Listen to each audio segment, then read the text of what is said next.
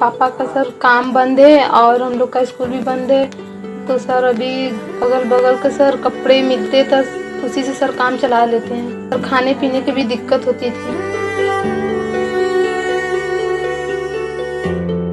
घर की दीवार पर टंगे इन मेडल्स को देखिए।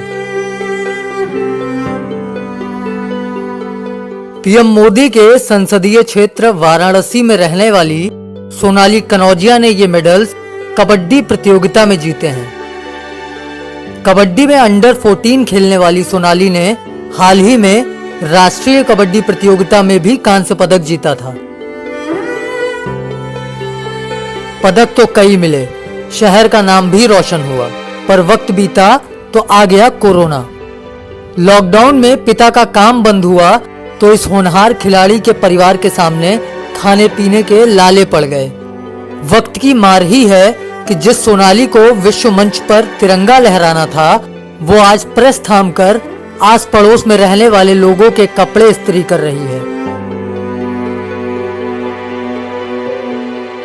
अब इसे मजबूरी कहें या स्थानीय प्रशासन की लापरवाही, 9वीं क्लास में पढ़ने वाली सोनाली, जिसने शहर का नाम रोशन करके कई पदक अपने नाम किए, उसकी बदहाल जिंदगी की खबर लेने कोई अधिकारी नहीं आया।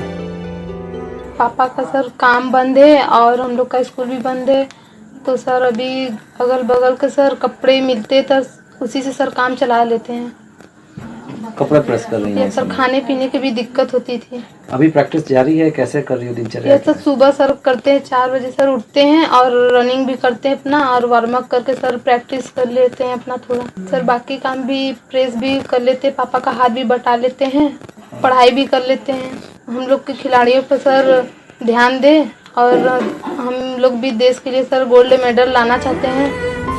सोनाली के पिता श्यामू कनौजिया IIT BHU के हॉस्टल में लॉन्ड्री चलाते थे, लेकिन जब लॉकडाउन हुआ तो सारे हॉस्टल खाली हो गए। इसके बाद सोनाली के पिता का काम पूरी तरह से बंद हो गया। कुछ समय और बीता, फिर जब घर में खाने के लाले पड़ने लगे तो सोनाली आसपास के लोगों के घर जाकर उनसे कपड़े लाने लगी।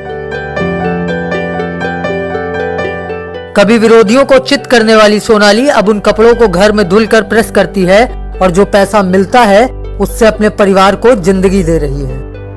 बिटिया प्रैक्टिस मतलब सुबह अपना उठती है, अपना घर का काम वाम करती है, खाली हो जाती है तो प्रैक्टिस अपना कर लेती है। काम है ही नहीं है, अगल बगल से 1 2 4 आ गया तो फिर उसी से अपना चल रहा है। लोग छुट्टी लॉकडाउन में कहाँ जाएंगे, कहीं शादी ब्याह में तो नहीं जाना है किसी को, न कपड़ा बढ़िया पहन के जाएंगे। जब कपड़ा ही नहीं रहेगा तो हम कपड़ा प्रेस करके क्या करें।